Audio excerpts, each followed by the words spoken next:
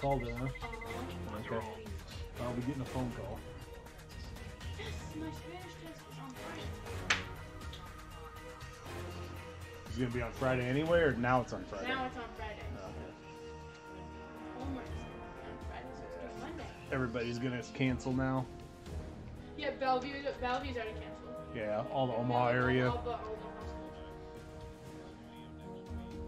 Question is, do I have to go in? That's what Mom said. She's like, I don't know if I should do it.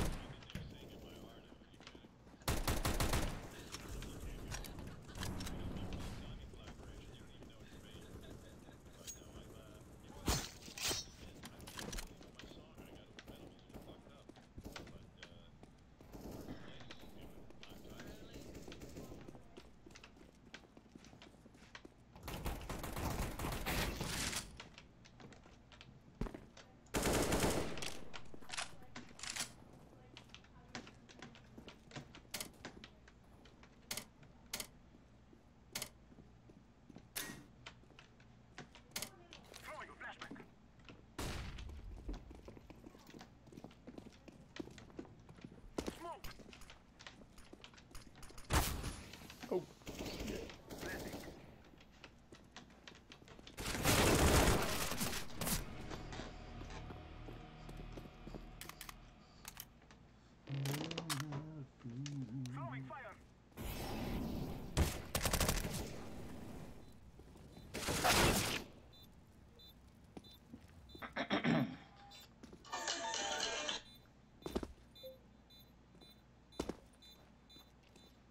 Oh, it crashed, apparently.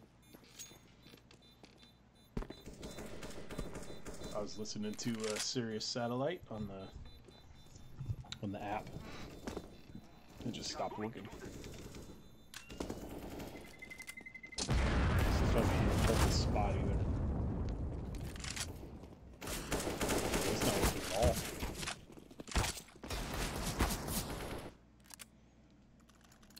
Close it.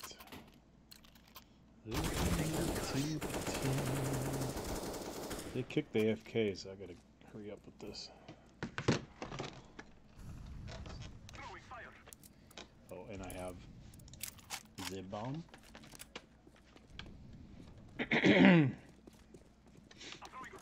go mid.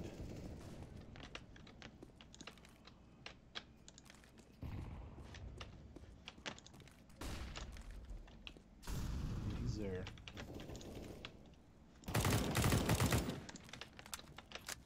Did I live? Did he live? He lived.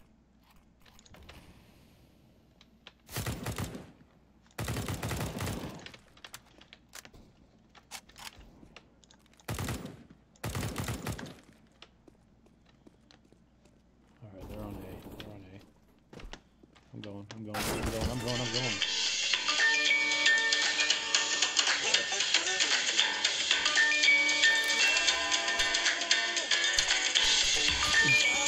Alright, how do I answer that?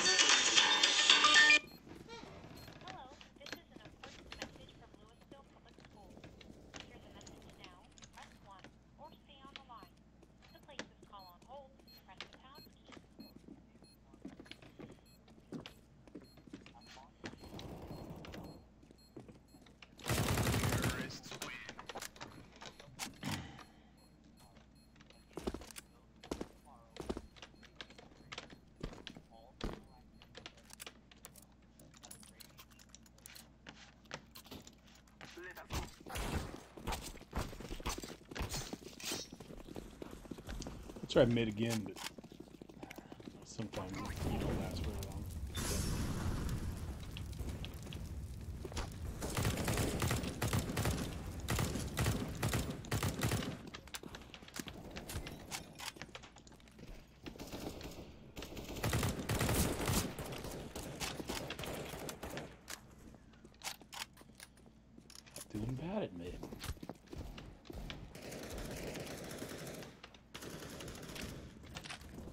is where you usually... Oh, smoked out.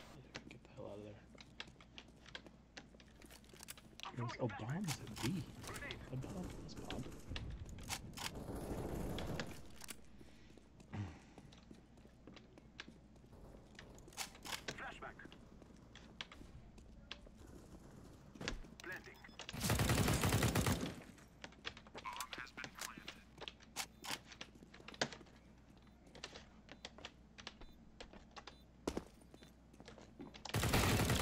Wow, I'm getting lucky.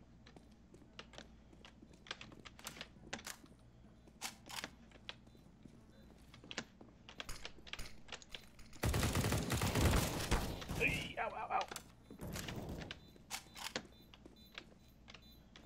Terrorists win.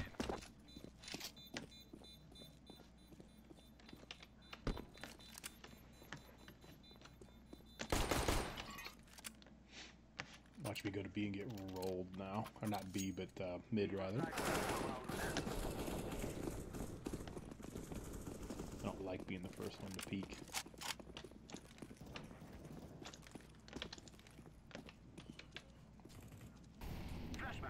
No action.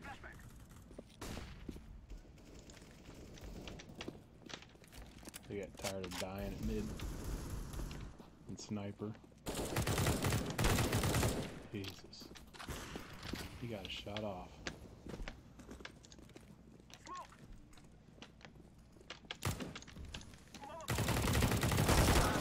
Ah, 98. 98.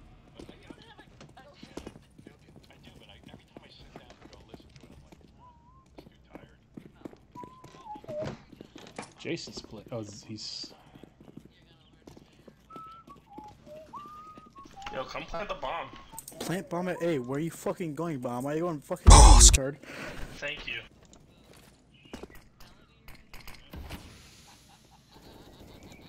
Dude, and they're picking us. Hey, I'm not a retard, I'm a female. The same thing. What's the difference? I don't even think he's The really truth playing. hurts. It says Z's there. That's why girls shouldn't play video games. They don't know what to fucking do. Fucking got him. If you could dodge a wrench, you could dodge a ball.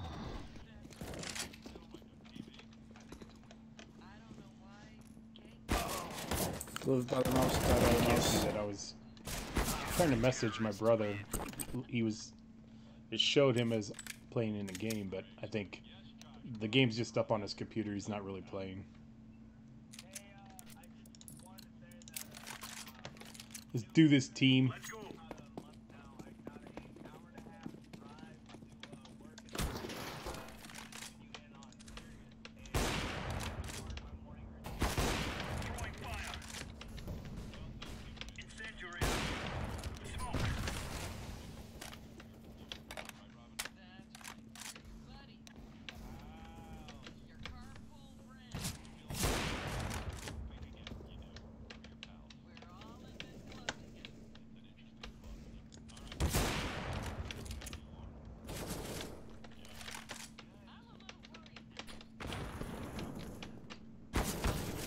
Ow, ow, ow, ow, ow, ow.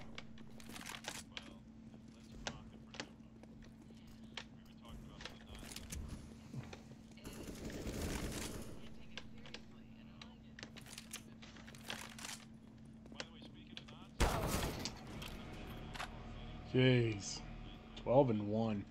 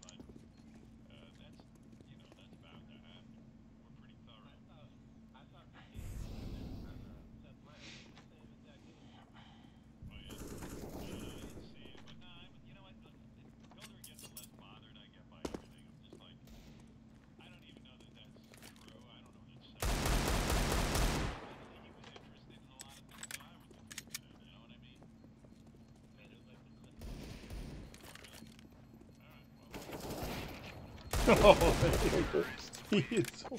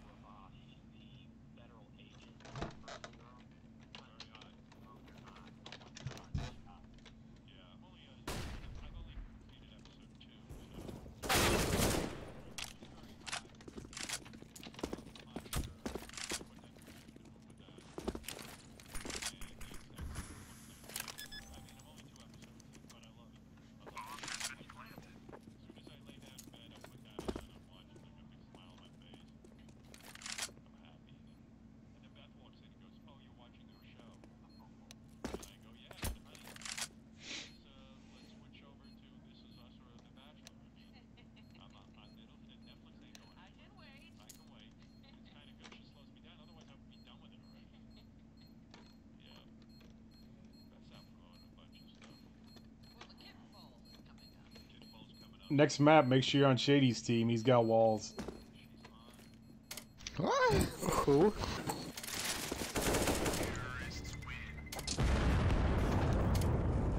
I'm no pussy, you push October.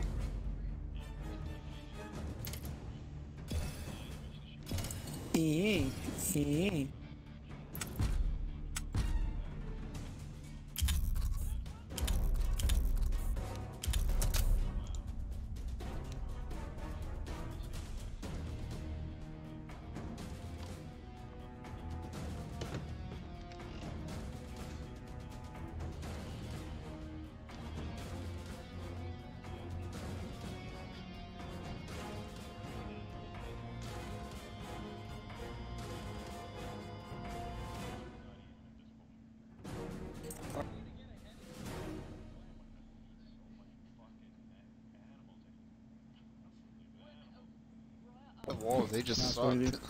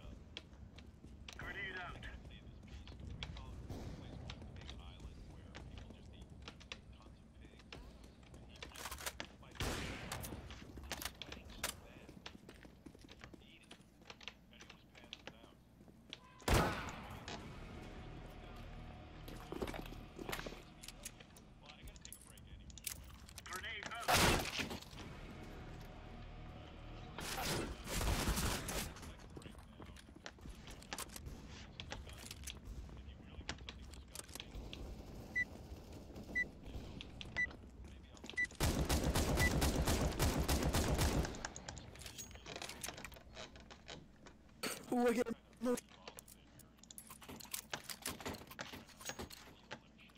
show them who we are.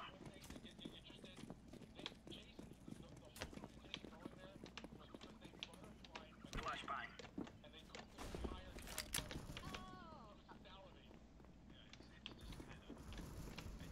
Throwing a grenade.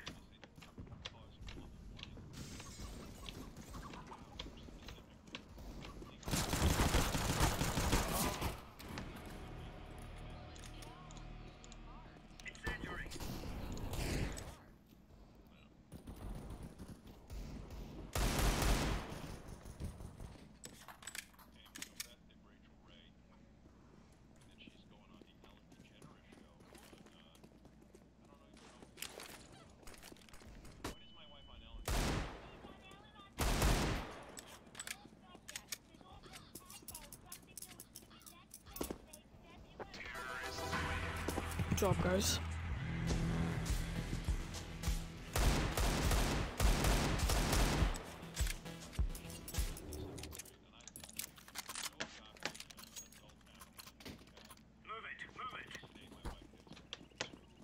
That shady guy is walling.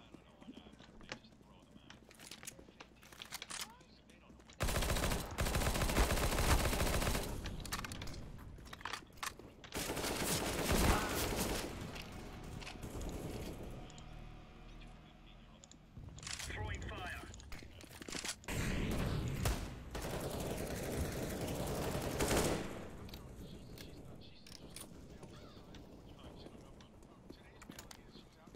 Deploying flashbang.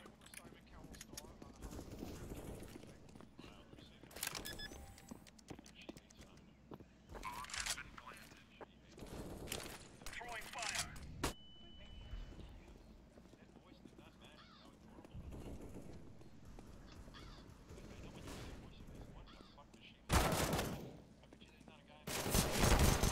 Fuck.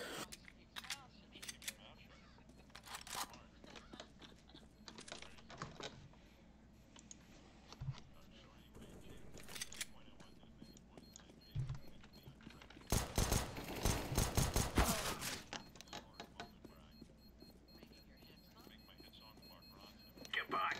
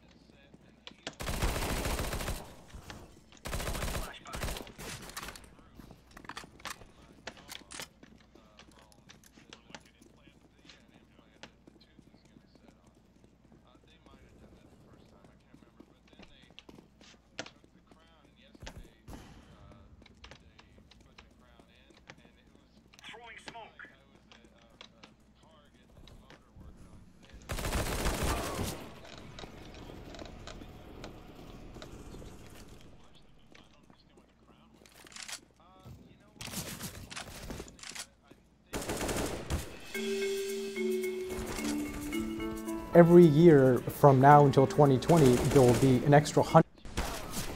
What's up, guys? Welcome to.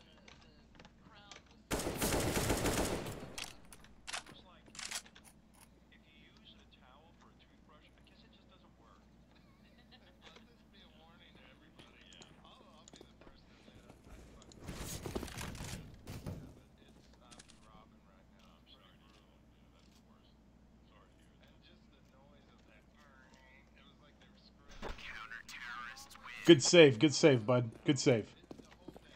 Fuck!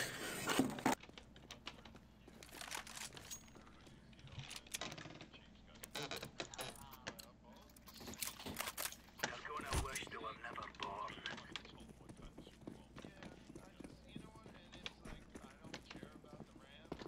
Decoys out. Incendiary out. Grenade out.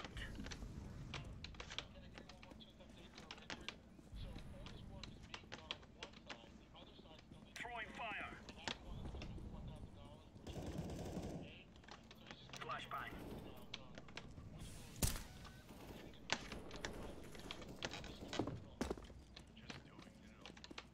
Grenade. Bomb down over on B.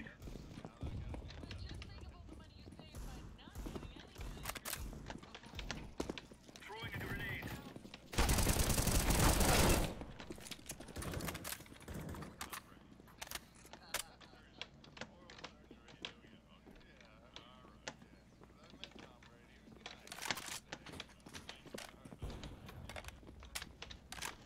Watch CT spawn.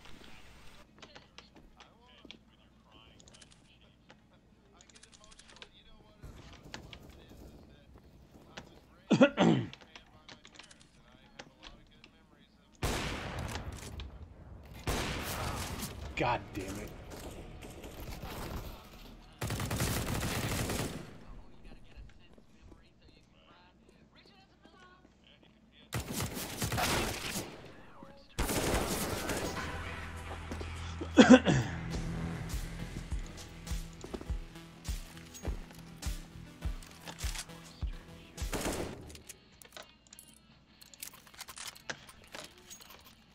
We're on.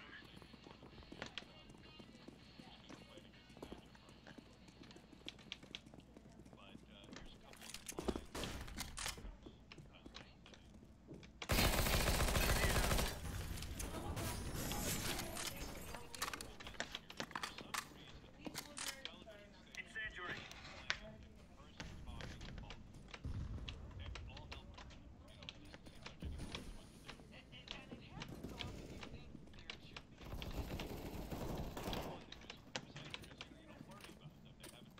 Deploying flashbang. Throwing fire. Throwing fire. Grenade.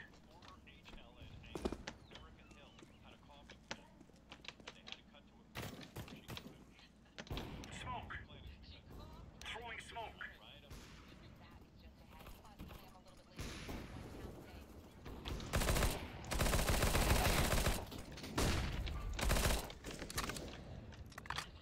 Bomb down over on A. Grenade out. Or B, excuse me. No, A. Grenade.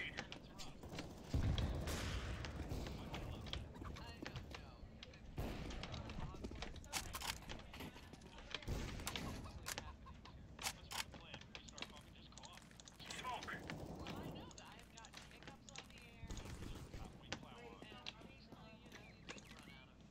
Incendiary out.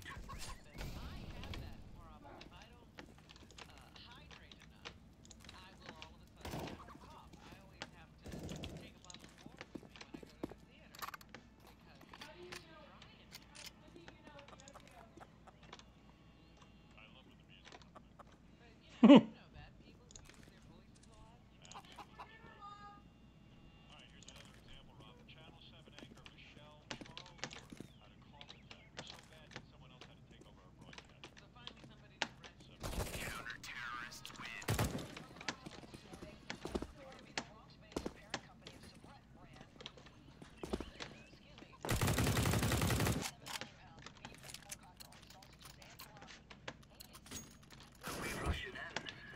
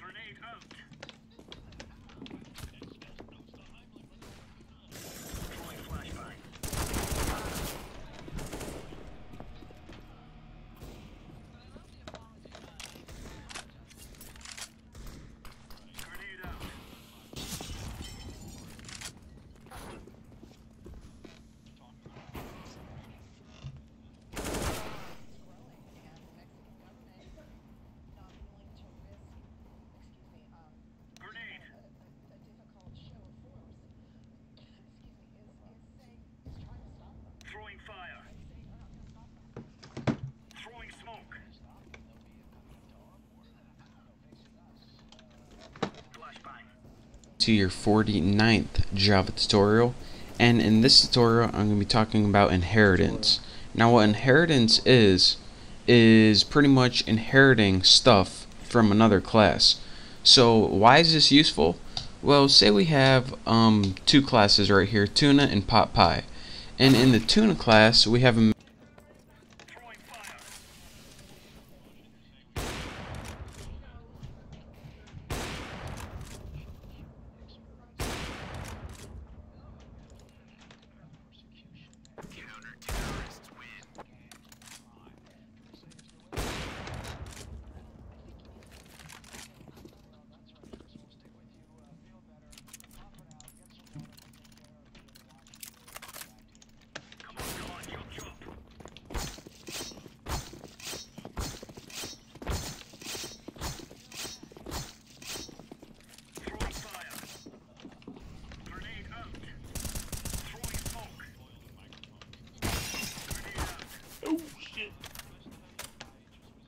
Oh, fuck.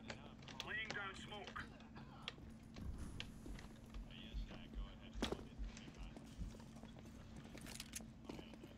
Do you have to go? I don't know. Okay.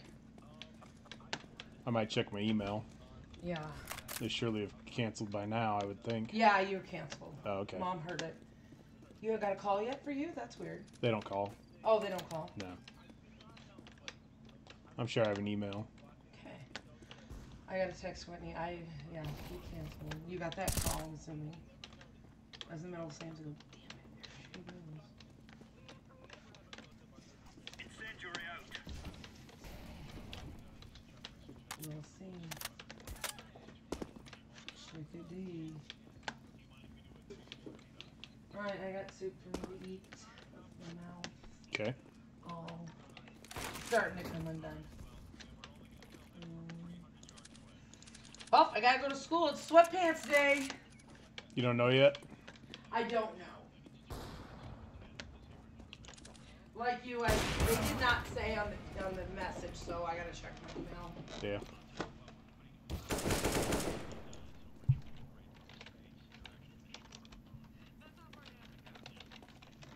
Throwing a grenade. Throwing smoke.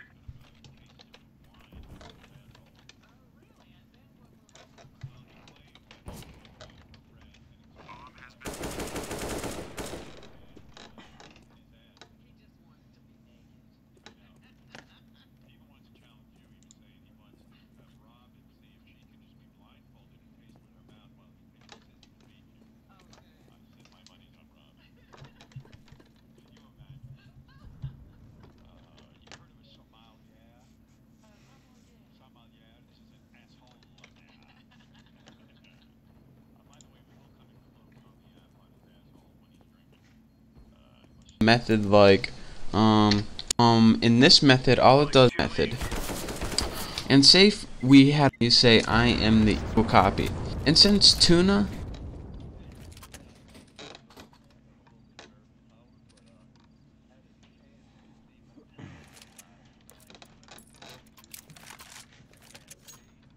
Gear up. We aren't going on a windy walk here.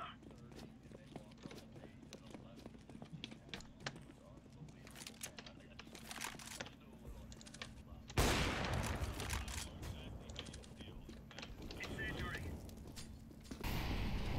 Smoke. Grenade out. Deploying flashbang.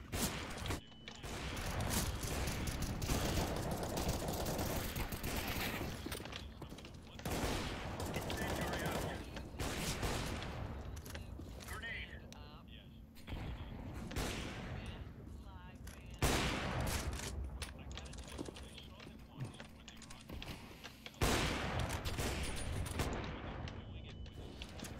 Bomb down on banana.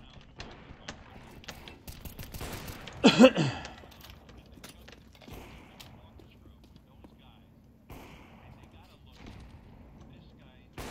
down smoke.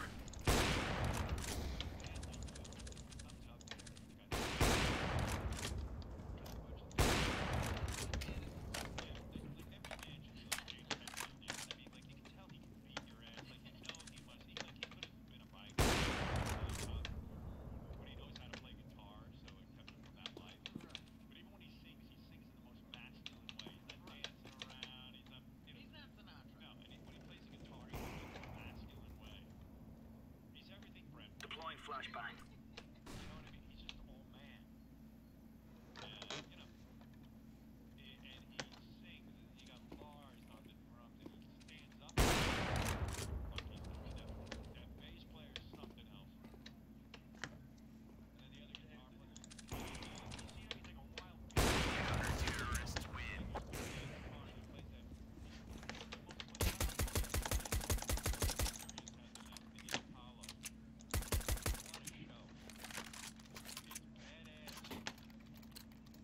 Watch out.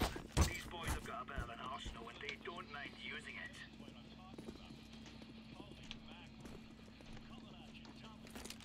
Incendiary.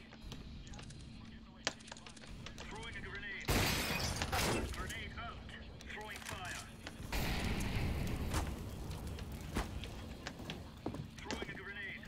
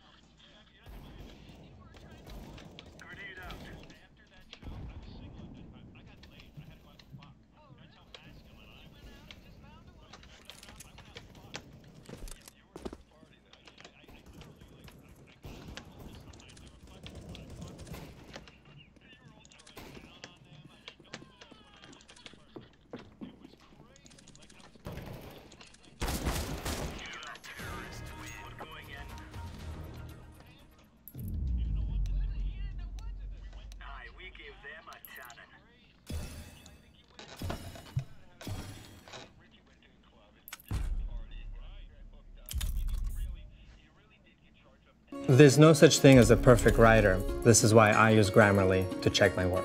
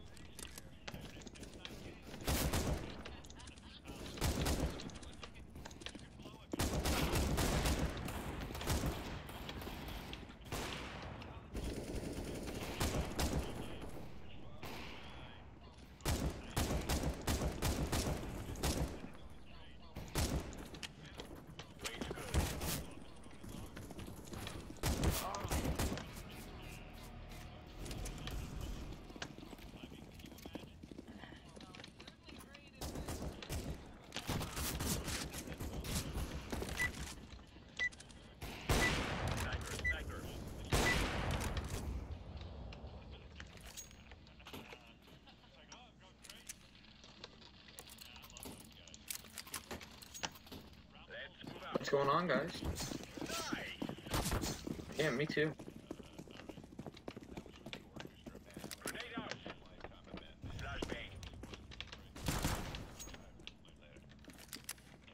Looks like it's B.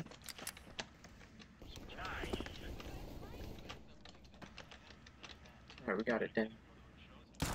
Wait for our first couple to go get in. But oh, right there, bud. If I'm putting commas in the wrong place. Alright, good.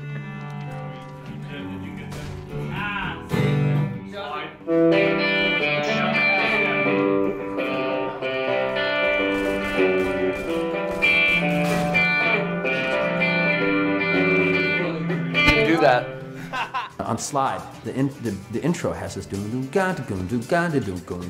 like there's this little thing when in analyzing the song, I'm like, how is he doing it? It's not possible because it's like not an open string, but he made it sound like it was, and then he came in, his tech goes, oh yeah, because that's this tuning, and he plays it, and I'm like, ah.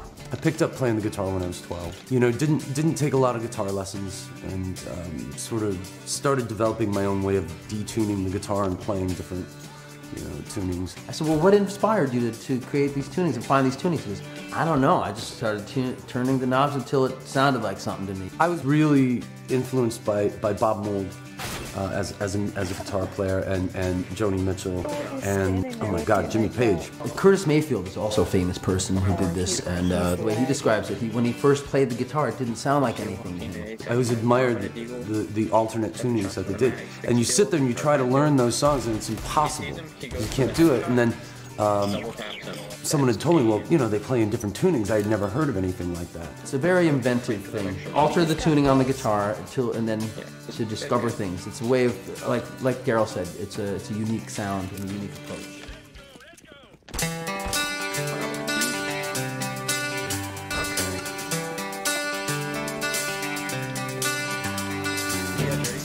Could you whisper in my ear things you wanna feel? I'll give you anything to feel it coming. Do you wake up on your own and wonder where you are and live with all your faults? I wanna wake up where you are. I won't say anything at all. So why don't you say?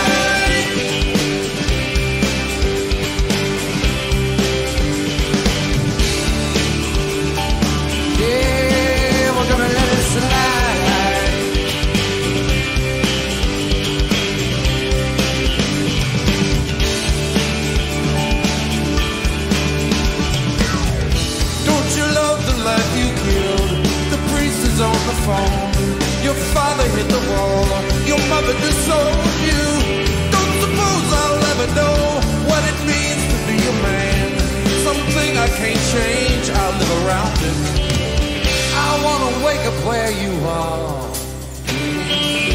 I don't say anything at all. So why don't you slide? Yeah, slide.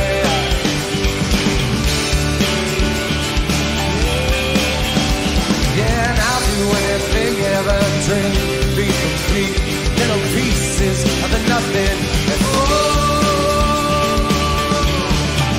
Oh man, put your arms around me, 'cause what you feel is what you are is beautiful.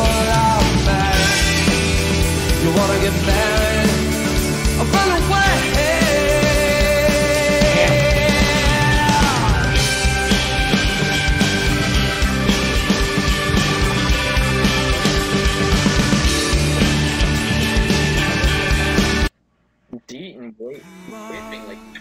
Flamin' Hot Nacho. They made the original hot. I don't think I'm gonna stop that thing. Yeah, don't stop. Just like for the ha, they stop. Oh, yeah. Keep it. Brian, will you give me a heads up when that happens? Yeah. Okay. Yeah. It's gonna be on 4.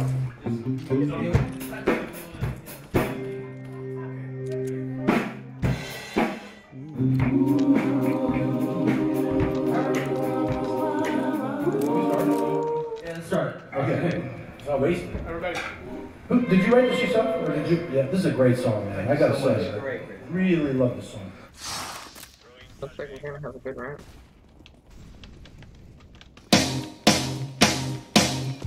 I remember when I lost my mind. There was something so pleasant about that place. Keeping your emotions have an echo, so much space. When you're out there without care, yeah, I was out of touch. But I wasn't because I didn't know enough. I just knew too much, knew too much. Well, that made me crazy. That made me crazy. That made me crazy.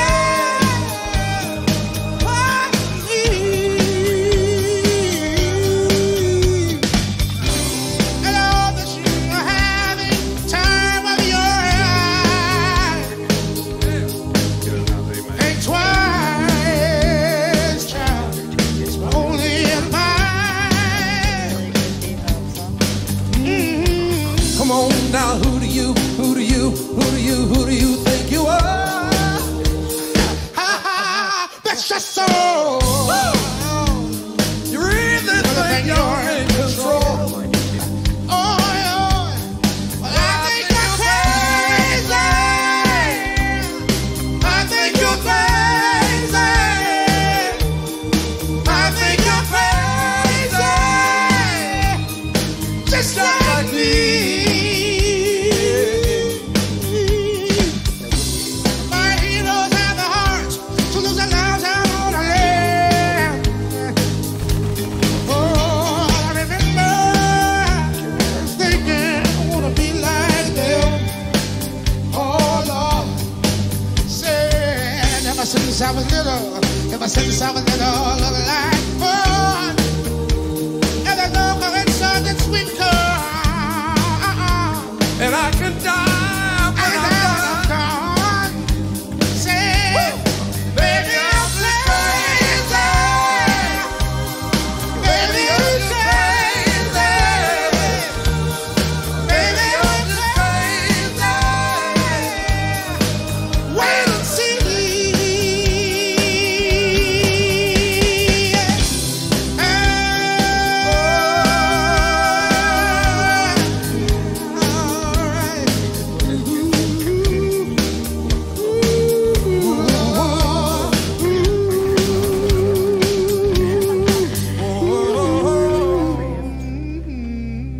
They had no idea that you were there.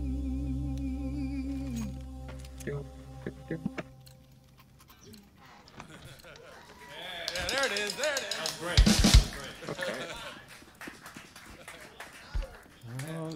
Ooh, I'm surprised I can still hit that note. Shit. You can hit it, man. I don't know how you get to that place.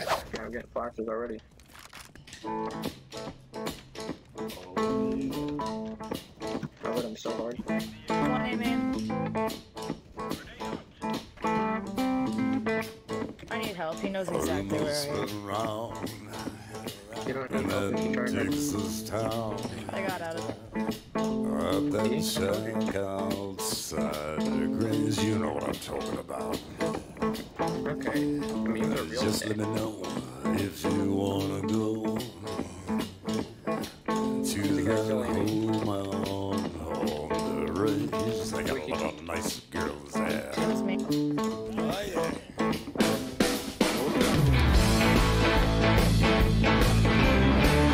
Have mercy.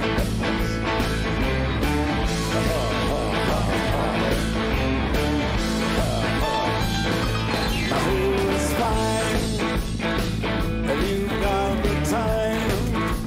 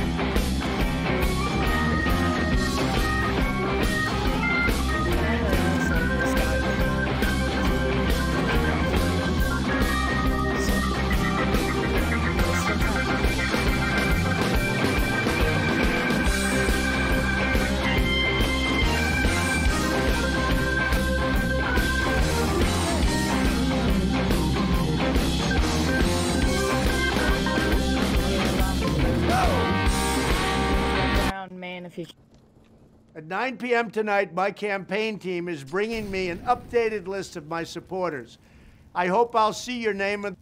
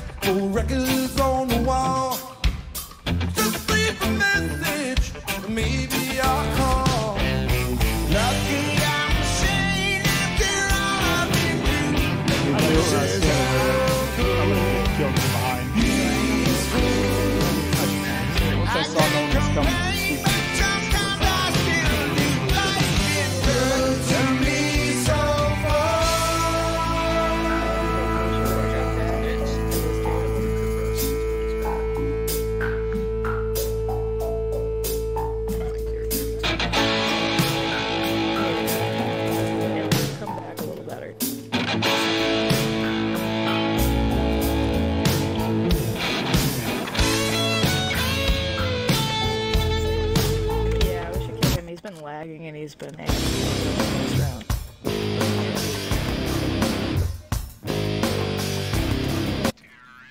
Man, the guy didn't go for an IP. She sits alone by a lamppost,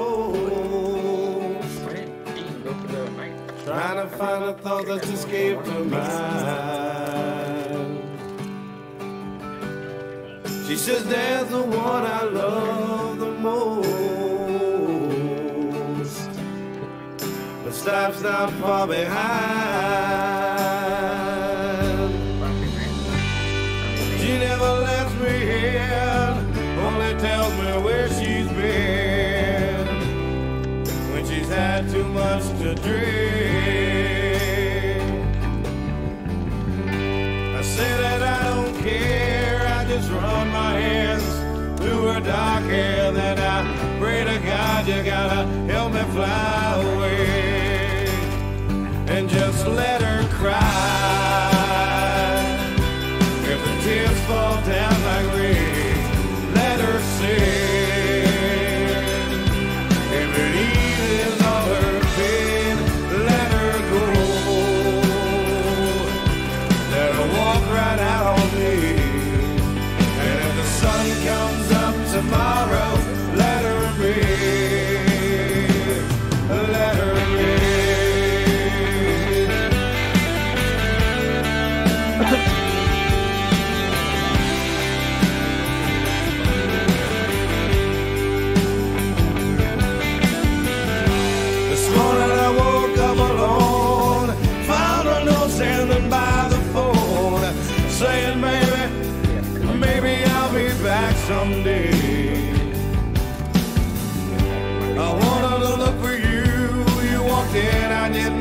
what I should do.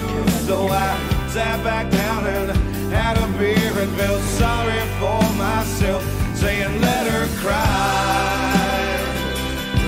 If the tears fall down like rain, let her sing.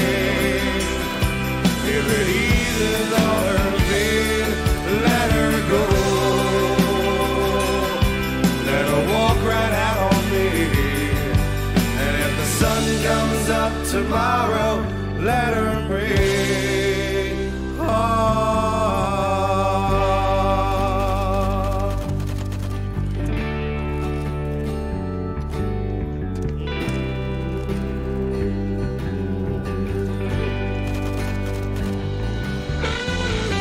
Last night I tried to leave, cried so much I could not believe she was the same girl I fell in love with long ago. She went in the back to get high. I sat down on my couch and cried, yelling, oh mama, please help me. Won't you hold my hand and let her cry? If the tears fall down like rain, let her sing. If it eases all her pain, let her go. Let her walk right out on me. And if the sun comes up tomorrow, let her be. Let her cry. If the tears fall down like rain, let her sing. If it eases all her pain, let her go. Let her walk right out on me. And if the sun comes up tomorrow, let her be. Oh, let her be. There's some B. I need help.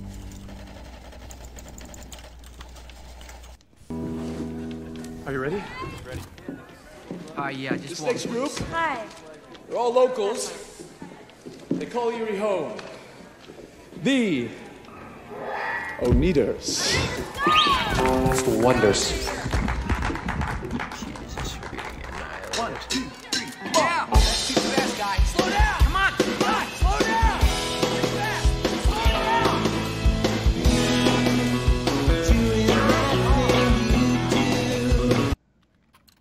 So we just have one. We just have your imagination left. Oh, yeah, okay. Change the mood, dear. So how do you want to break this up? It's up to you. You want to start it? Yeah. You start it. I remember. Is it down there? It's like some I pushing remember. I used to be the jealous kind.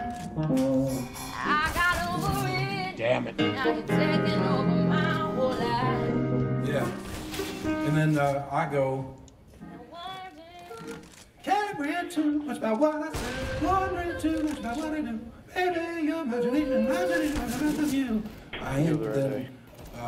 You want to go? I ain't doing nothing. Yeah. Okay. On the outro, the background, it's. Can we go over that real quick? Yeah. It's caring to your imagination. Your imagination. The outro's different. The outro. Your imagination. That's the choruses, right? So Yeah. What so did the you want? outro. Oh, let's see. I can't. I have two on me. Your Above me imagination. and this douche next to me. Your imagination. Let's do it. All right.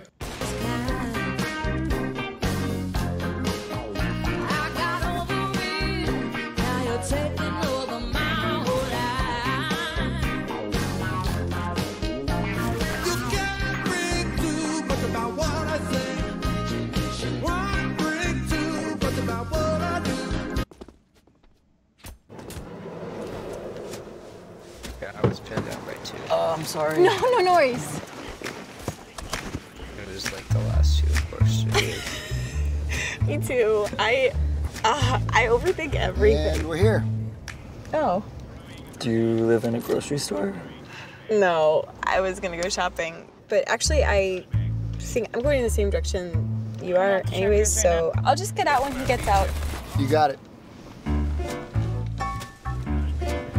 going. Are you cool with doing X's and O's first? Are you good with that? Sure, yeah. Is that okay? Of course. I figured that would be a good one to start. It's loud. That sounds so good. So nice. Oh my god. It's gonna be good. We usually kind of just trade back and forth.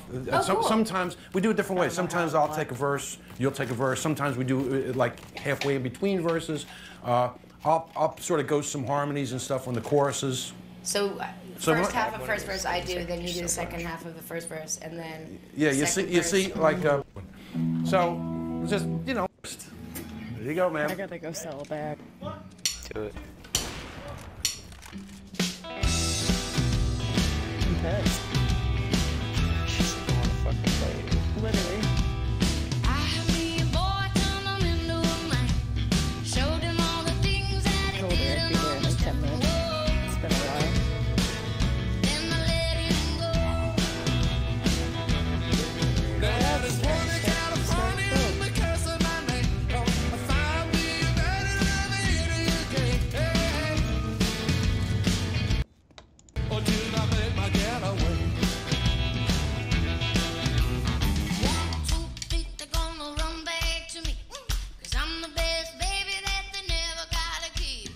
One, 2, 3, they're gonna run back to me. They always wanna come, but they never wanna leave.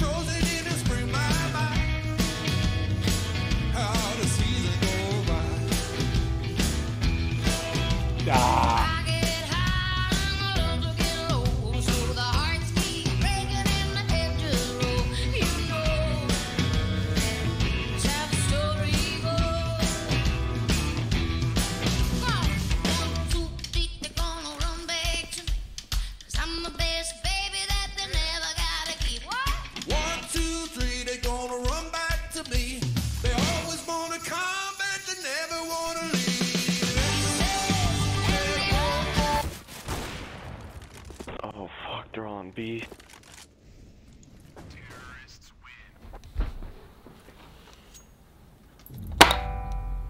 This music box here, this music box is meant to set the tone for this video.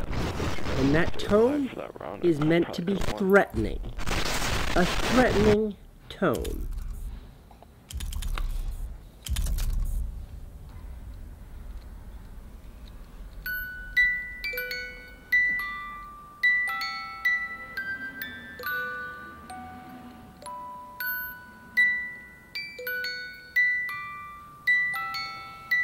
I don't like to be taken advantage of. I don't appreciate being manipulated, and I especially don't like to be made a sucker. Yet that is exactly what Burger King, yes, Burger King, the fast food burger French fry store did to me. This is, by the way, this is not a branded campaign. This is whatever the opposite of a branded campaign is. This is me calling out a Burger King!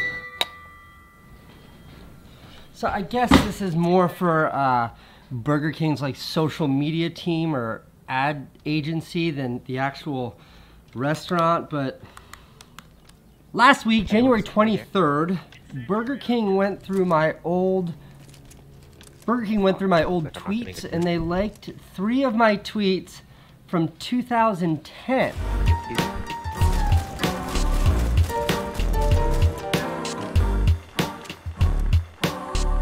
So I screen captured it and I tweeted, "Why is Burger King liking my 8-year-old tweets?" ? That tweet was liked by 13,600 people. Then today I see this article on Complex that says, "Here's why Burger King was liking your old tweets." Burger King had many on Twitter perplexed after the fast food company began liking people's tweets from 2010.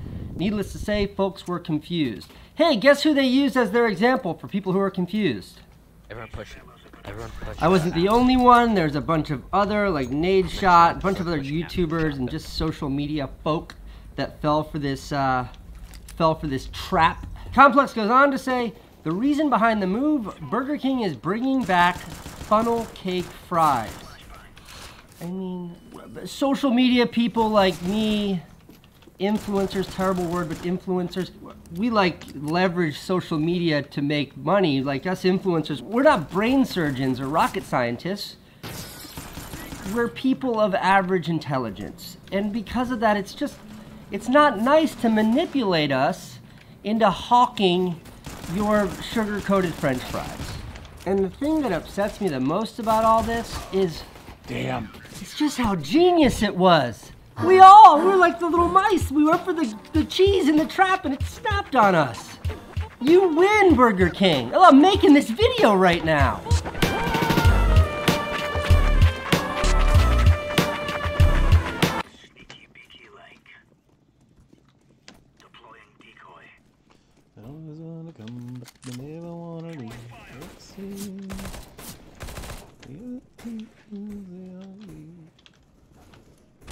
Oh, what?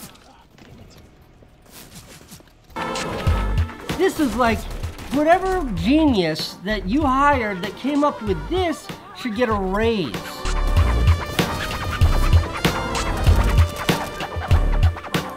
I don't know how you quantify the value of like social media impressions or whatever, but this is like, you got a lot of mileage here. We're talking like millions and millions. You tricked us, and you did it. And I mean, I can't stay mad at that kind of brilliance. It really, you guys.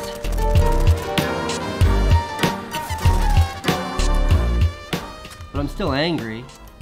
You took from me just a little bit of my integrity and dignity, social media respect, perhaps.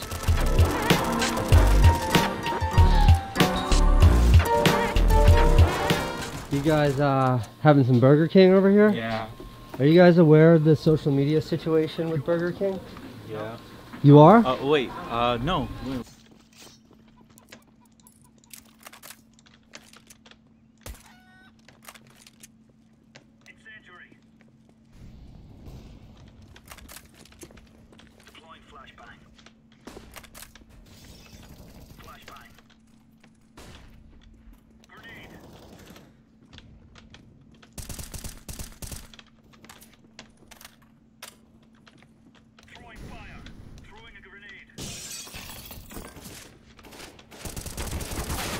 Damn it. That they're tricking unsuspecting, innocent social media influencers into promoting their French fries?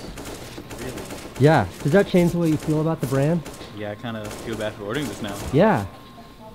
You see, Burger King? You see what happens when you mess with YouTubers?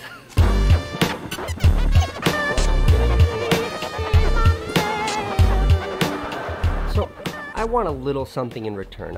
I gave you value, and I should be given something in exchange for that. You know, to level out the balance in the social media universe. Now, I'm a bit of a health fanatic guy, so I'm not sure that I can directly promote fast food, but an idea I came up with is, I'm a big fan of, and I do what I can to support the Boys and Girls Club and Make-A-Wish, and there are myriad other non-profits out there that help underprivileged kids. And I'm just thinking, Burger King, you know, I already gave you the value by blasting this tweet out. Maybe you could come back to me with an idea for how Burger King could do something to maybe help one of these great organizations that looks after kids who maybe have needs. So yeah, I'm kind of calling you out a little bit, Burger King. You did something here. I'm not happy about it. Maybe we could make amends. Maybe we could help some kids.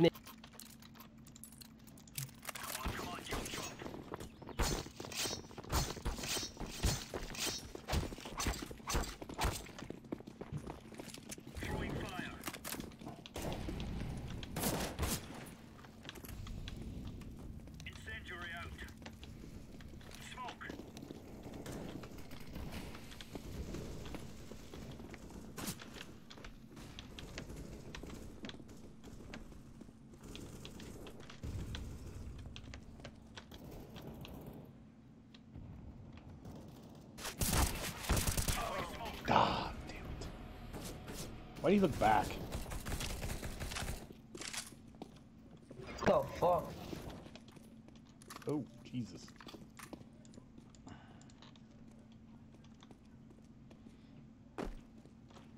Don't worry, they got this. Maybe we could do something good. If you don't heed to my suggestions, well then I will, well I'm not sure what I will do. I really don't believe in vengeance or anything like that, but reach out. Let's make this situation right. You won't be able to see that. Because in a contemporary song, the more off key you become, the more contemporary it's going to sound.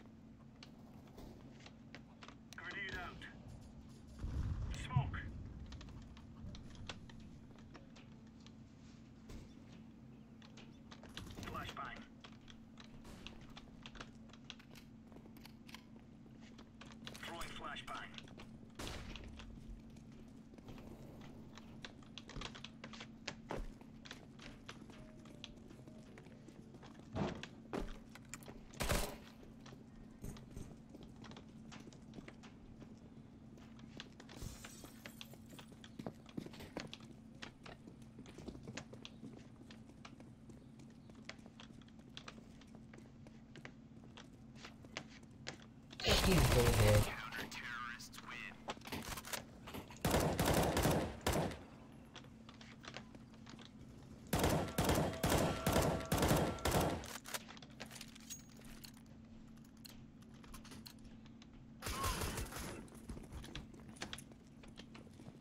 Chicken. Throwing smoke. Throwing a grenade. Laying down smoke. Throwing fire.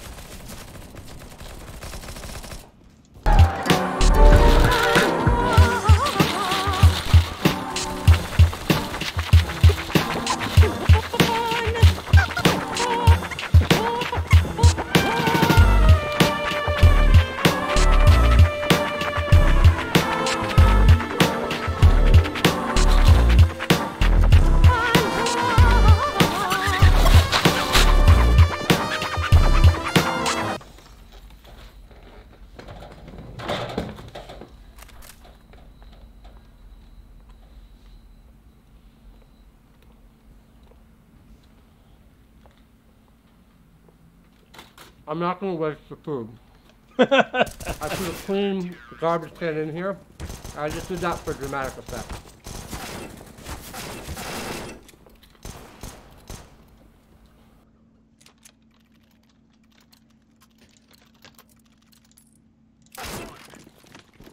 Why are you doing this?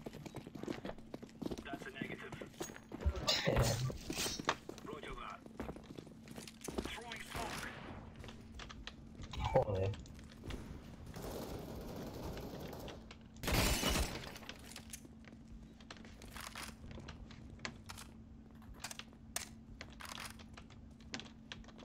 Throwing flashbang.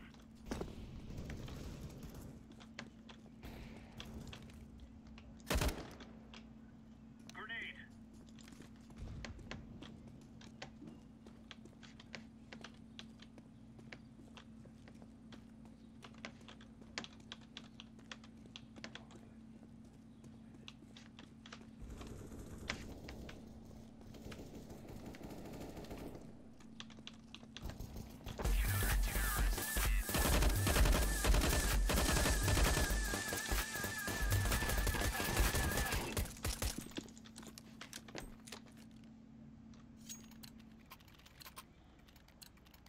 Go, go, go.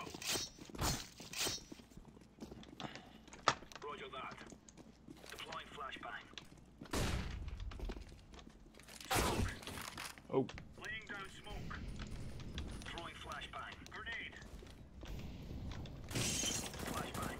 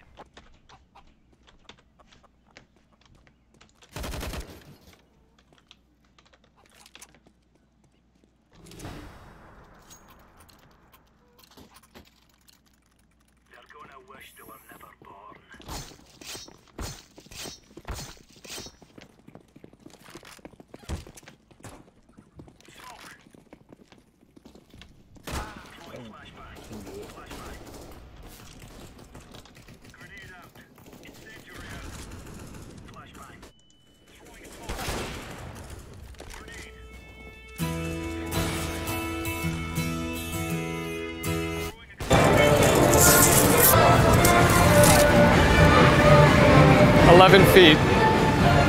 11 feet. It's no secret that carnivals exist to make money, and to do that most effectively, they employ a bunch of little tricks to make you overestimate your chances of winning, in some cases to such an extent that it's basically a scam. So I spent a couple days coming down to this amusement park and observing and collecting data on all of the carnival games. So today I'm going to tell you which games are the biggest ripoffs and the scientific reasons why. I even Nancy Drew'd how much the carnival actually pays for the prizes that people can win. But there is hope, because I'll also show you some legitimate tricks on how to win the most popular games, along with what happens when you show up to the carnival with your professional baseball playing buddy who happens to play for the New York Mets.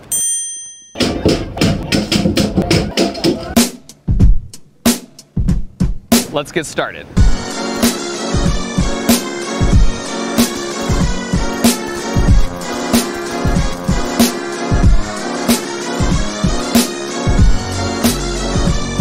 Any kind of legitimate investigation needs to start with solid data as the foundation. So with the promise of unlimited choice,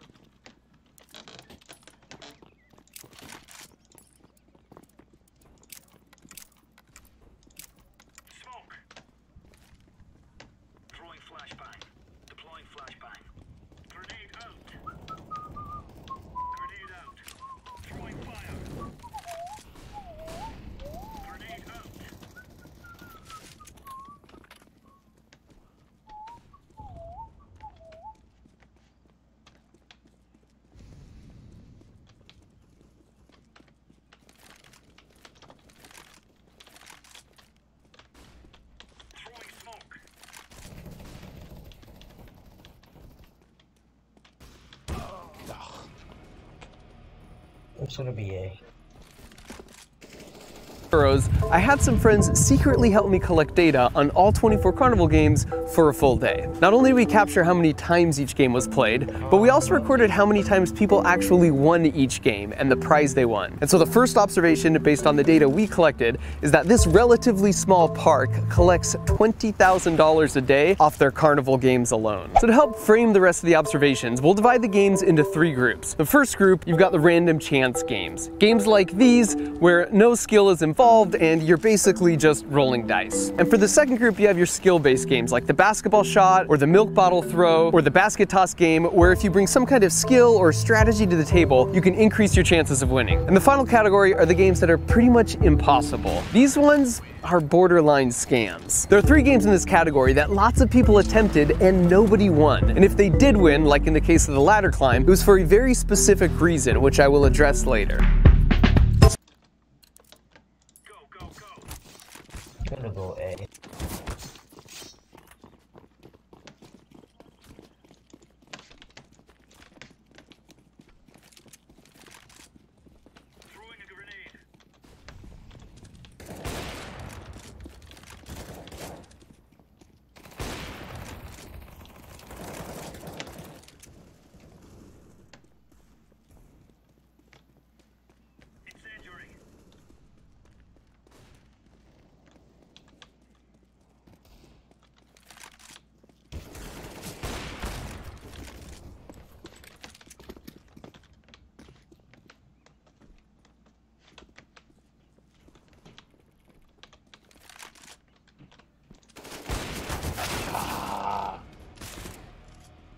So let's start by talking about the random chance games. Calculating your chance of winning here is pretty straightforward. You just divide the winning outcomes by the total outcomes and you get a percentage. So in this case, there are about 1,600 total cups and 160 winning cups. So that's a 10% chance, or 1 in 10 throws will win. There are a ton of games similar to this, but the catch is they always use balls that are lightweight and have a high coefficient of restitution, meaning they bounce really well off things. This makes it much less likely the ball will end up where you originally aimed it. To illustrate this point, think how much easier this game would be with beanbags, which are heavier and don't bounce. With a ping pong ball, however, any imperfection in the aim of your original throw is magnified, which essentially randomizes things. If you have no skills, these are the games that you want to play. But don't get too excited, because even when you win, you lose. After some investigative work, I uncovered the source where they ordered their prizes from, and so even if you got lucky and won on your first throw, it would cost you $1.50 for a prize that cost them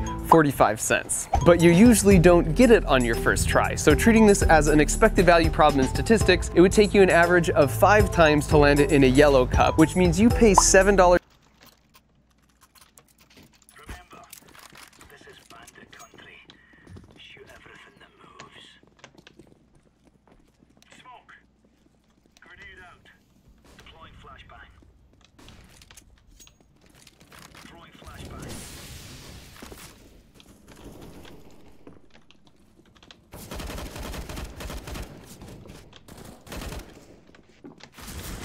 No, no, no, no, no.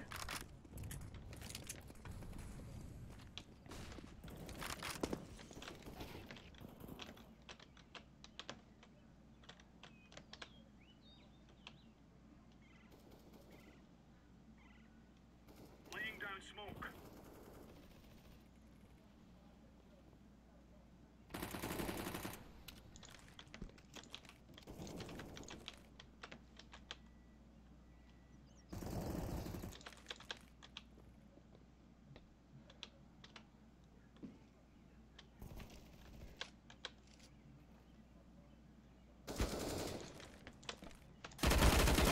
Damn it. Fuck.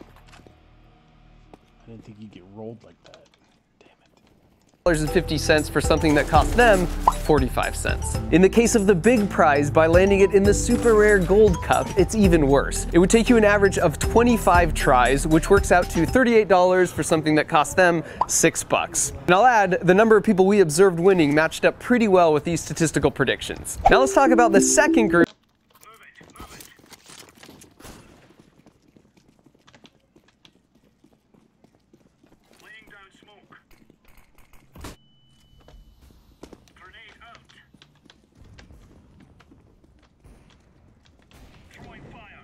No shit.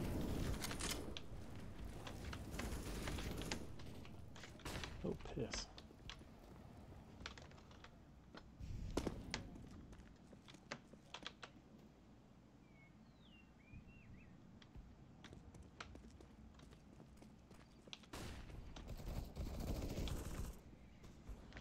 God damn. You're rolling.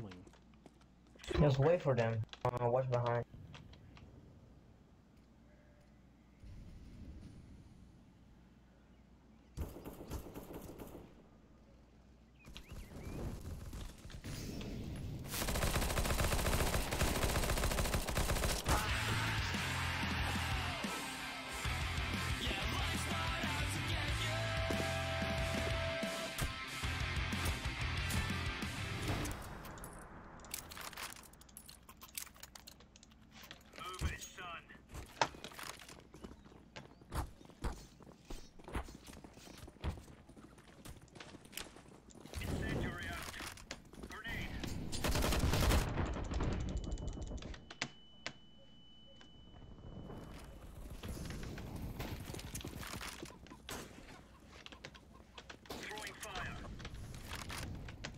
Oh, boost me. Oh, someone boost me.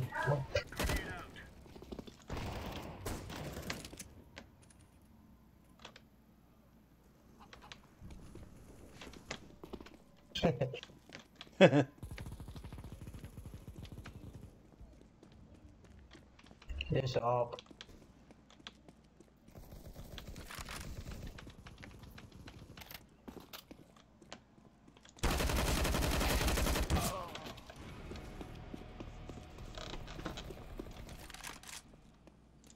Which are the skill-based games. And one of the most popular in this category is the basketball toss, with 825 plays the day that we observed. Now, a standard three-pointer is 24 feet back on a rim that is 10 feet off the ground. But in this case, the line is 28 feet back on a rim that is 11 feet off the ground, which is subtle, but if you have a deadly three-pointer locked into your muscle memory, you will tend to miss short, which is exactly what we saw a bunch. The reason they have the big slope tarp in front is so that someone can't stand directly underneath the rim, where the height difference would be much more apparent. And here again, even if you go Steph Curry and drain your first $3 shot, you still lose because they only paid 80 cents for that basketball. Here's another example of getting you to overestimate your chances of winning by making subtle changes because the table is slanted up slightly, which will reduce the horizontal velocity of the ball after the bounce. So even if you dominated this game all through college, your previous experience almost becomes a handicap.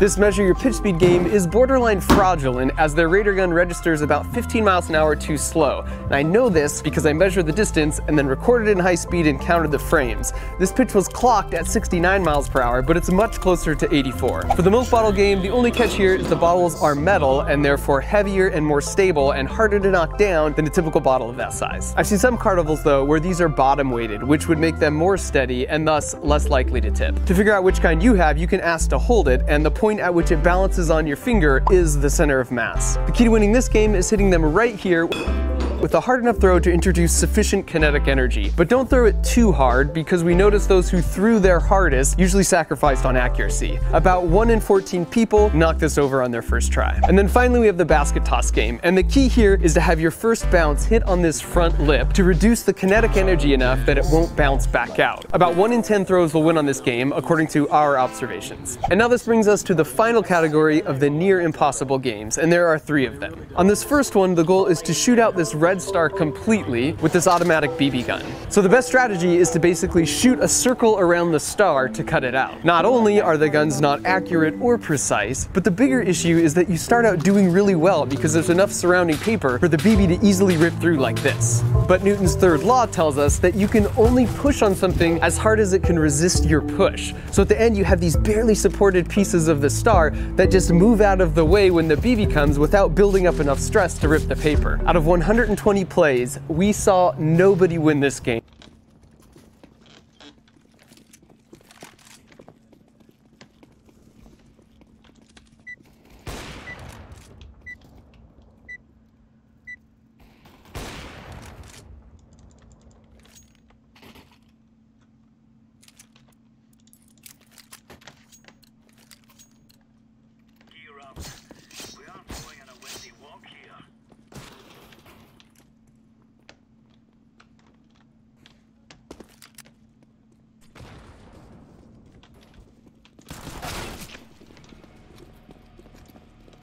All day. This ring bottle game is also impossibly difficult. Again, it's a lightweight object that's really bouncy to encourage randomness, but the actual inner diameter of the ring is really close to the outer diameter of the bottle. This means that any throw besides this pretty much perfect one will send the ring bouncing away without settling in on the bottle. If you really want this bear, I suggest going on Amazon and getting it for $47. I literally can't tell you how much money this will save you because of the 840 rings we saw thrown, none stayed on a bottle. Which brings up sort of an obvious rule of thumb. If you want the feeling of winning a game, do not stop at any booth that offers really big prizes. And for the final near impossible game, let me reiterate that as a carnival owner, the most lucrative games are those which the customers overestimate their chances of success. No game is a better example of that than the ladder climb. There's a subtle issue with this game that I think people realize but don't internalize the significance. The ladder converges to be supported on the wall at 1 point instead of 2. If it was attached at 2 points, it's like crawling across a rope bridge, which is pretty easy. Let's pretend this is you, and if you shrunk all the weight of your body down to the average location, we call that spot the center of mass, which we'll mark with this dot. And once again, we can double check this is the right spot because it balances perfectly on 1 finger. If you draw imaginary lines connecting the different support points, that creates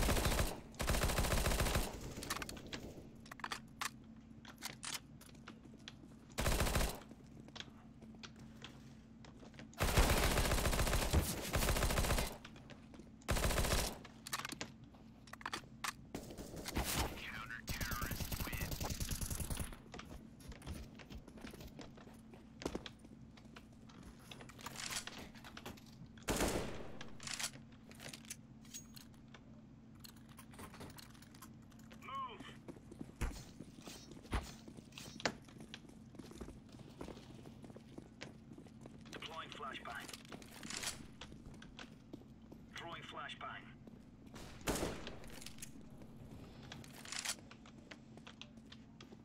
One on A. One on A already. Ow, ow, ow, ow. Laying down smoke. Guys on Palace.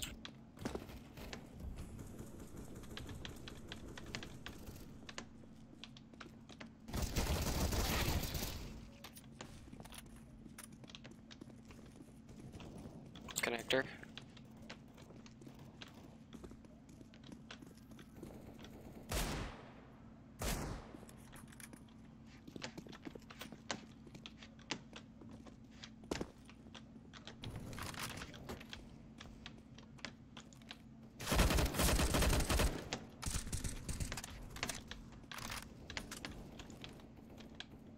Deploying flashbang.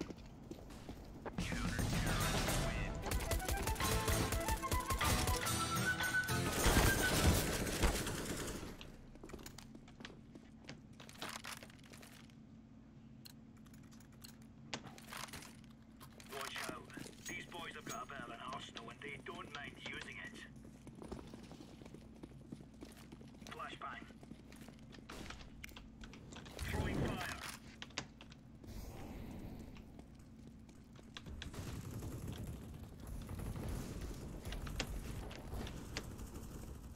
They're on A.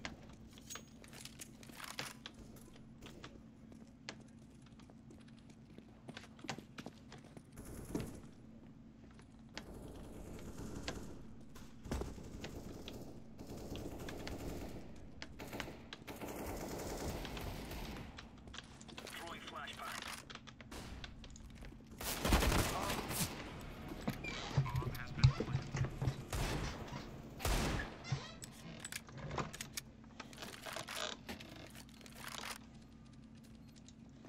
It's an area, and as long as your center of mass dot is within that area, it's impossible to fall off. But as soon as your center of mass dot is even a little bit outside of the area of supports, you start to rotate and fall off. And this is true no matter which way you orient it.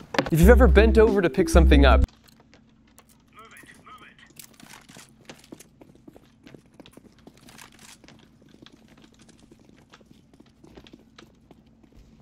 Incendiary out. Throwing fire.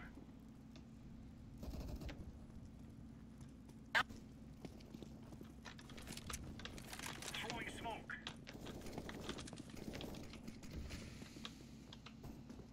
Smoke.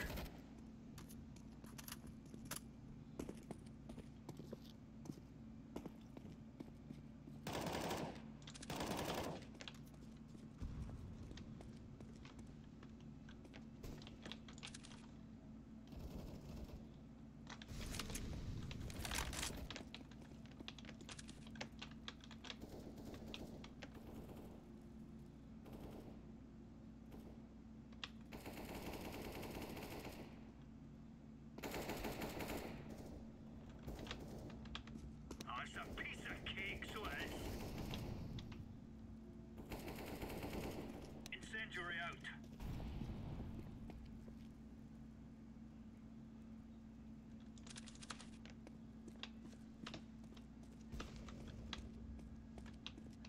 Throwing flashbang.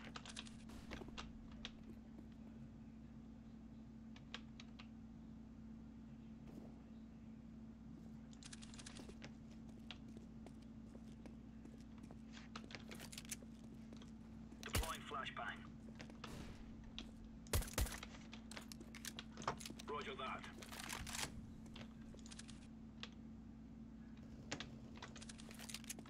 Smoke.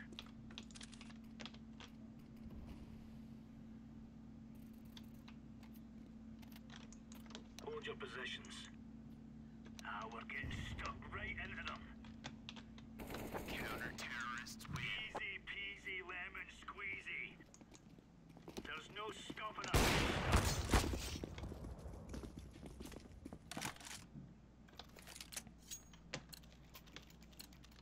Come on, chop chop.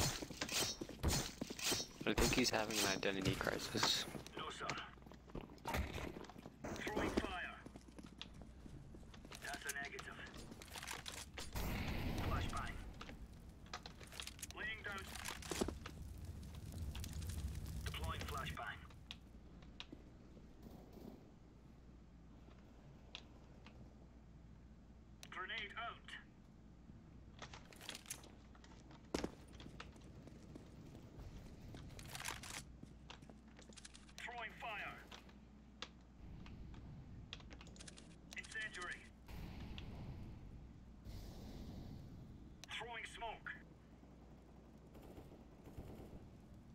Throwing flashbang.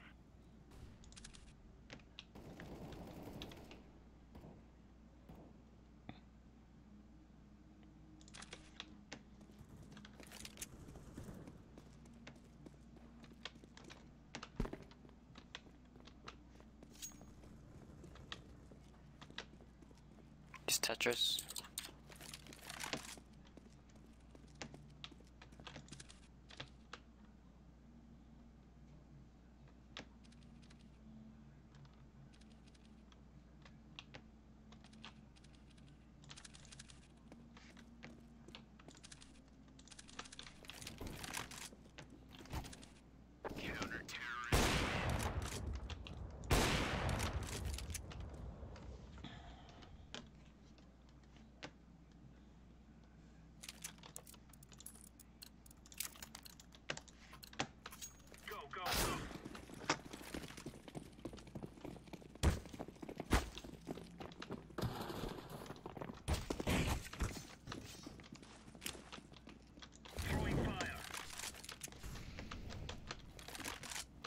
Here are quite a few over here by. Yeah, BBB.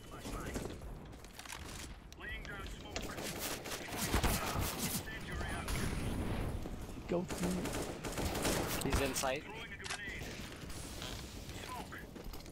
You actually know this fact, whether you realize it or not. In this case, the region of support is between the back of your heels and the tips of your toes. When you reach over, you will naturally move your butt back to keep your center of mass in between those support points. And if you don't believe me, try picking something up while standing against the wall so you can't move your butt back. At the very moment your center of mass gets beyond your toes, you start to tip over. In the case of the ladder game, you're only connected at one point. So even though it looks wide because of the ladder rungs, that area of support reduces down to a line. So if you don't keep your center of mass directly above that line, you will start to rotate and fall off. In other words, to win this game, you basically need to be able to crawl across a tightrope. And you might think, well, I can do a slackline, so I can do this. But a slackline is actually much easier for two reasons. You can flail your arms and legs out to adjust your center of mass to keep it directly above that line of support. And your center of mass is higher, increasing your mass moment of inertia, making you more stable. In the same way, it's easier to balance this umbrella when it's extended versus when it's collapsed.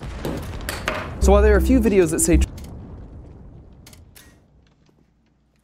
tricks like maintain 3 points of contact, they're all basically useless, because keeping your center of mass Guys, please no. Oof. I just want to play the game. I just got off like a 7-day competitive ban. Oh, this is casual. More B.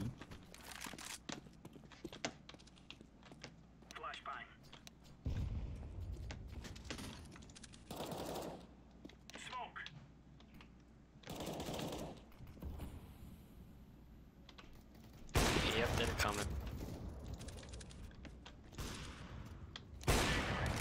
They're coming.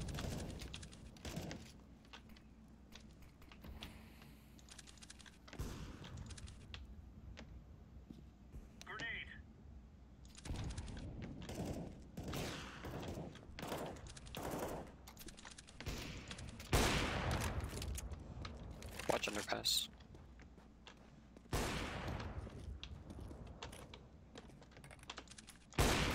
Oh shit! Bro, whoa, watch your mouth, dude. Bro, hit that shit, bro. Yo, Papa, rip that shit, bro. Rip that right now. Directly above a line is just something you have to get a feel for. That takes a lot of practice. But once you've had enough practice, this is the one game at the carnival that's basically all skill, so you can win every time and clean them out. Unfortunately, the carnival owners know this, which is why it's also the only game with this super lame caveat. So now that we were carnival experts, I called up my buddy Matt Winokur, who was recently just drafted to play baseball for the New York Mets, to maximize our chances of winning any skill game that had to do with throwing.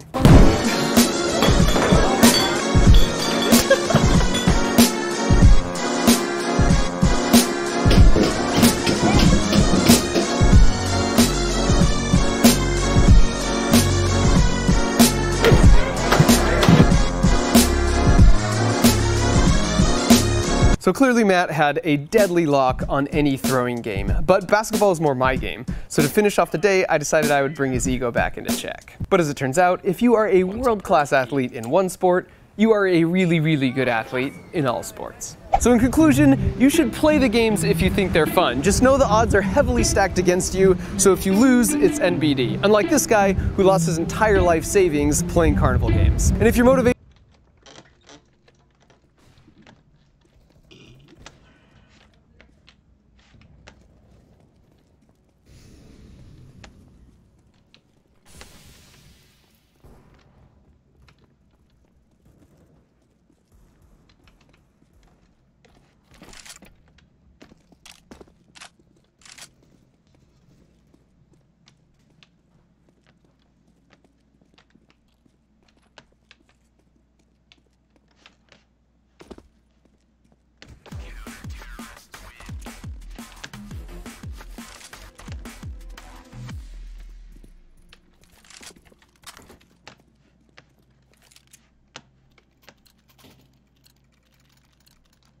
Let's go, fellas.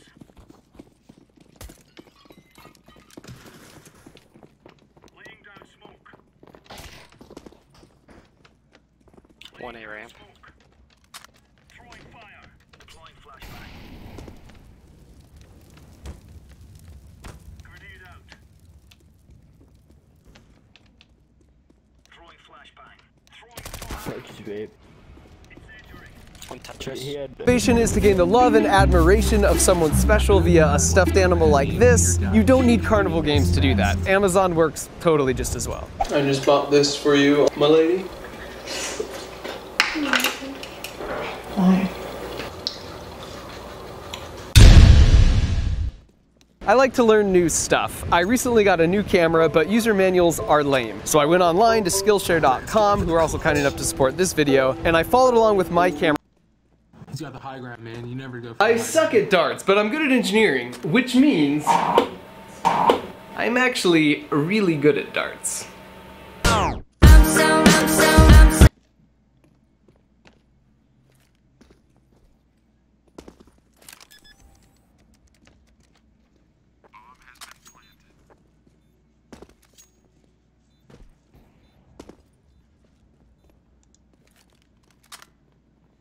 One of these tax prep services lets more people file for free. Oh, no. Is it TurboTax or H&R Block Online? We may never know. More people can file free with H&R Block Online. Block has your back. I bet there's cash. Oh, dude, we crushed the record. This is an escape room. It's basically where you and some friends are placed in a room and you have to solve a series of puzzles and locks to get out in exactly 1 hour. And today, I'm gonna give you 10 proven tips to dominate any type of escape room. And I say proven because me and 6 of my buddies utilized these tips, and even though about half of us had never even done an escape room before, we shattered the long-standing record for this room by finishing in 38 minutes with no clues. Next, we tried an even harder room to prove that it wasn't just luck, and there again, we finished in 46 minutes. And so the evidence seemed compelling, but for further proof, I had my niece and nephew and a bunch of their friends first try a room without me telling them the tips. They only made it about halfway through at the end of the full hour. Then we walked through the 10 tips together, and then they went back to a new room with an equal level of difficulty, and this time they finished in 55 minutes with no clues. Now you're probably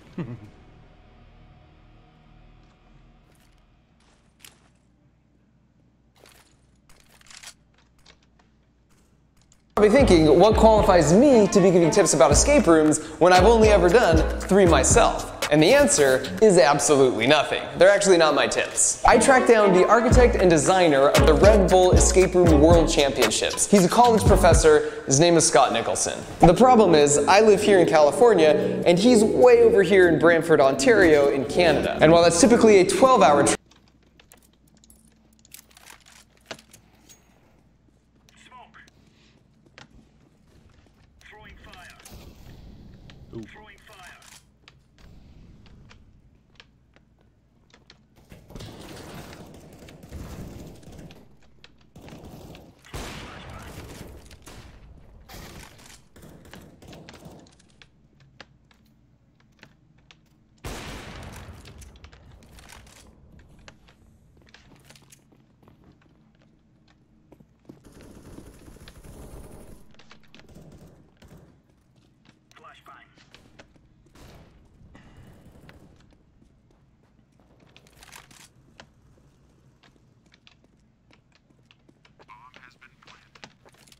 well, fuck.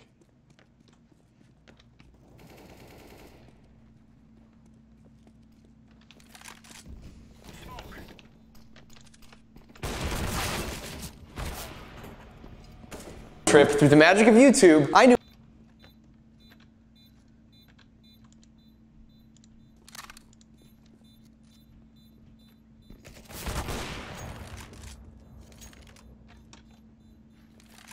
I could make it there in just a 6-second travel montage.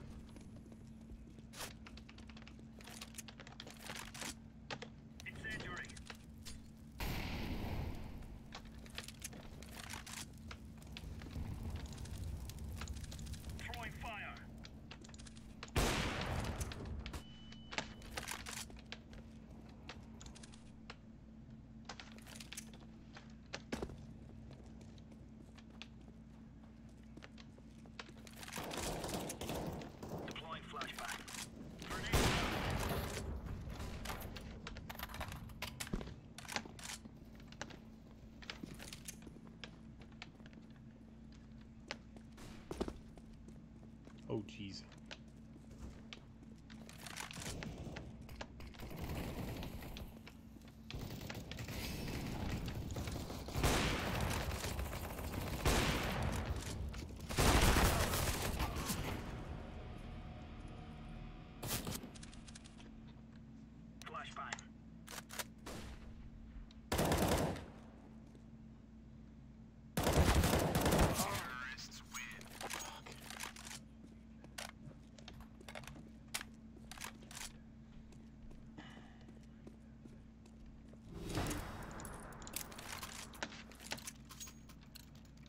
Let's make this Reyes rain.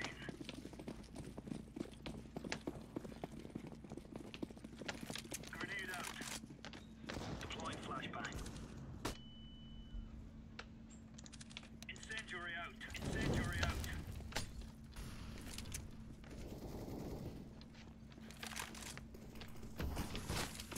Throwing fire.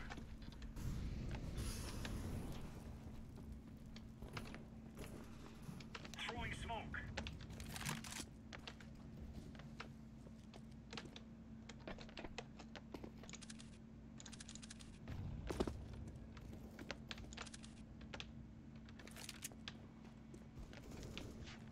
Jesus Christ. Oh, where'd it go?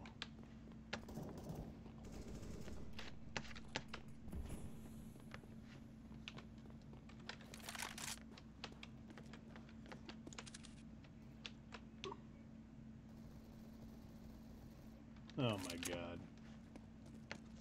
Of course.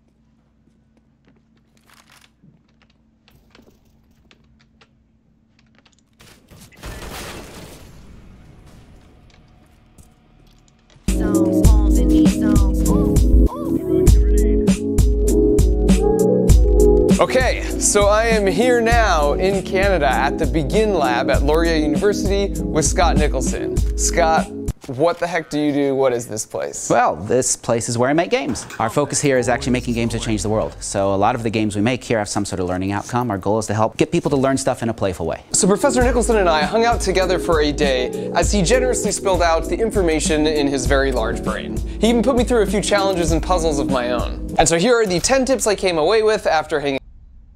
This is a map from Conan O'Brien's home to Stage 15, where he records his show, Conan. Don't show the actual address. This is the blueprint for Stage 15. It's drawn to a 1/4-inch scale. This is the entrance to Stage 15. Watch as Conan greets the guard with a high five for the 1,211th time. Wait, you're watching video of me every time I enter the building? The high five was invented by Dodgers outfielder Glenn Burke. Don't change the subject, you're being creepy. Conan, all new, weeknights at 11 on TBS. Hanging out with him. The first tip is to think simple. Think generally. Keep reminding yourself that the average person should be able to complete this room in 1 hour. In a well-designed room, you won't need any extra knowledge besides what you can just find in the room. People tend to overanalyze and just go down a rabbit hole. So for example, in one room, we found the travel log of a robber, and he went from Washington down to Mexico City up to Toronto. And at first, we were trying to look at the interstates he would travel on, and maybe that was a code, and then we're like, maybe we should unscramble the names of the countries, and then we realized his path forms a V, which happened to be the first letter in a combination lock we were trying to open. If you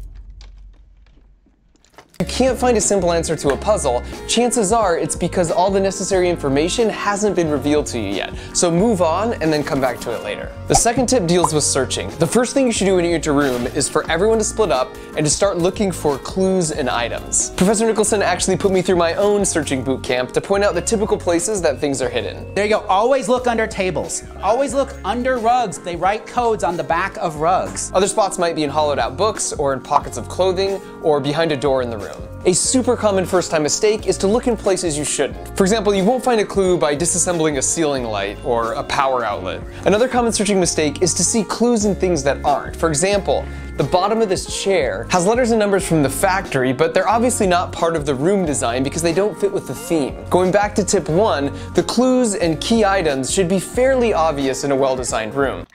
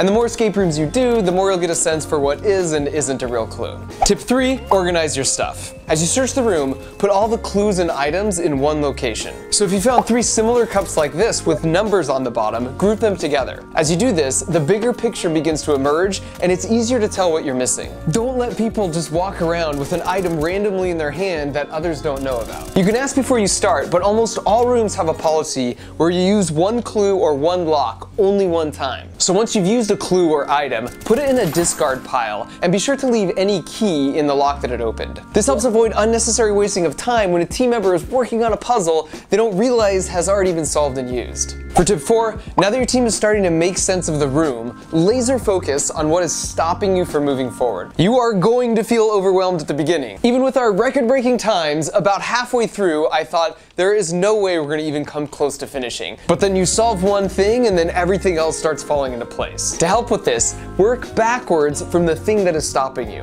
Identify the inputs it needs. For example, in this room, you see there is a lock here, and it looks like the key is right here. But you need some kind of hanger to fish it out. Now there's a cabinet on the wall that probably contains that hanger, and it has a lock that needs 3 letters and 2 numbers. So now you can focus on clues that will yield 3 numbers and 2 letters, and you won't be as vulnerable to red herrings. So red herring is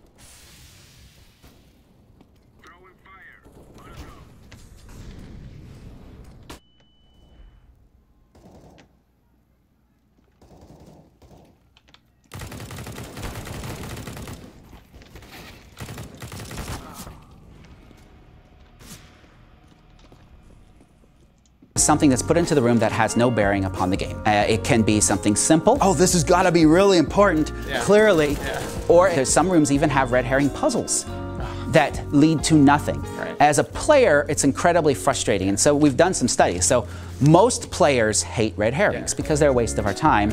About half designers hate red herrings and will not put them in their rooms. And about half are like, yeah, they're okay to have in the room. By working backwards on the immediate inputs that are needed, you'll avoid wasting time on red herring clues. Tip 5 is about team roles. According to Dr. Nicholson, poor communication is the #1 reason why teams fail. He has a list of 8 different roles that team members can be assigned, which I will link below, but the one that's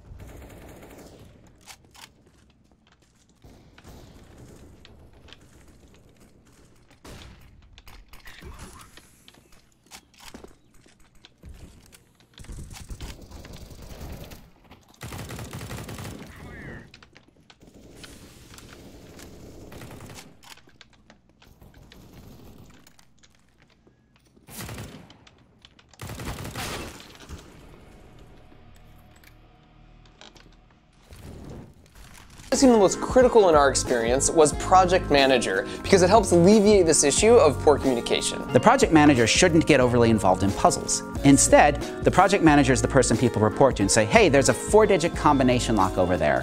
And the project manager will call that out. Okay, everyone, we're looking for 4 digits. Someone comes up and says, hey, there's a 5-letter word lock there. Okay, we're looking for 5 letters. There's a poster over there that looks funny. Okay, so everyone take a look at that poster. If you're searching for something, you might find it in that poster. So the project manager should keep an idea of what are the active tasks, what needs to be done, who's working on what. And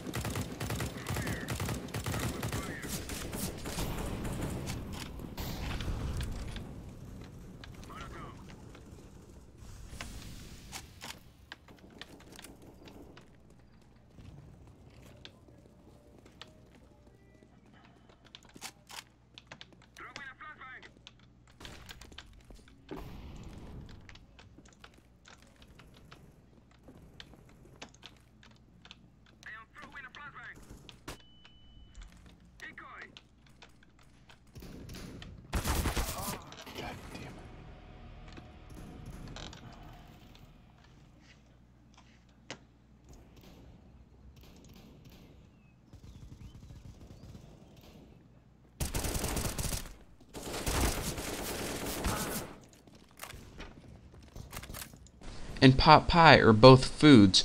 I made this new food class right here, and what this food class is going to do is it's going to store all the things that tuna and pot pie have in common, and right now they have this eat method in common.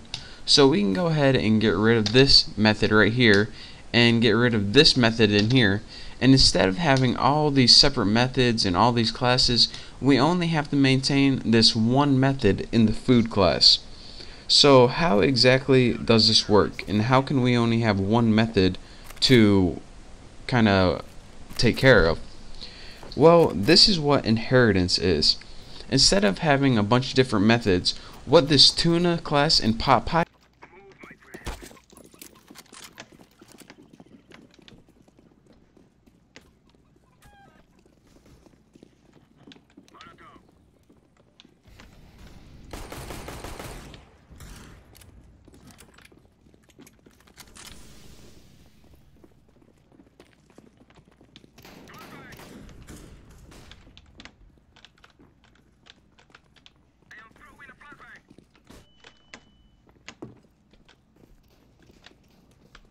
He's clean.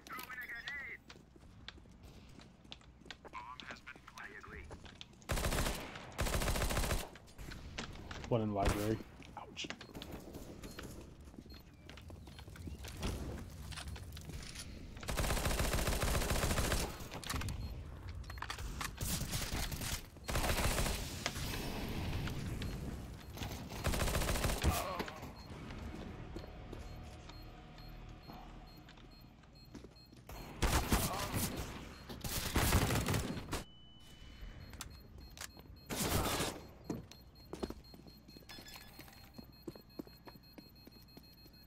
Oof, that's a rip.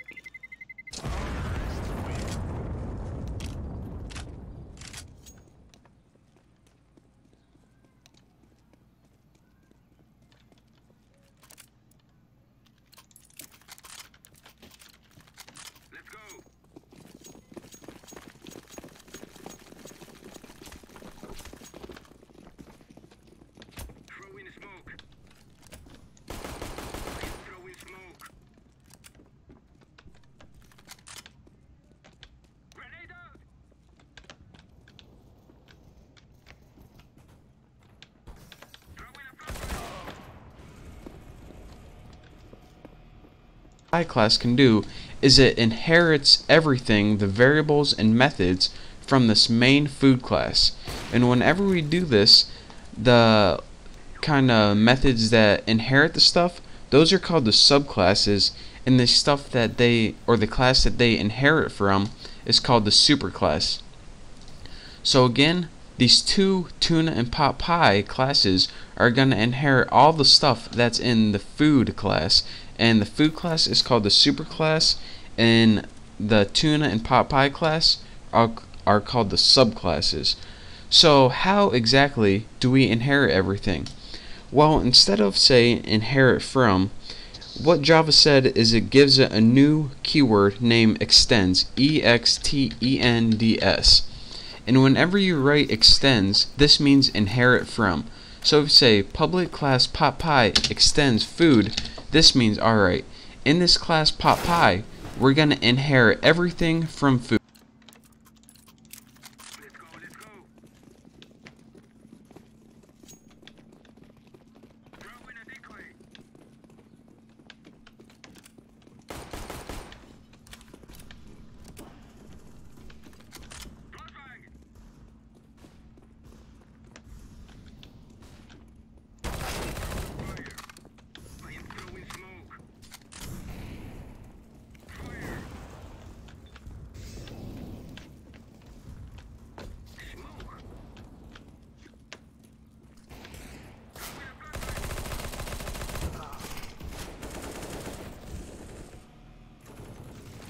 You're not gonna took my own food. So we're going to inherit any variable that would be inherent in all the methods. So let's go ahead and do that same thing from tuna.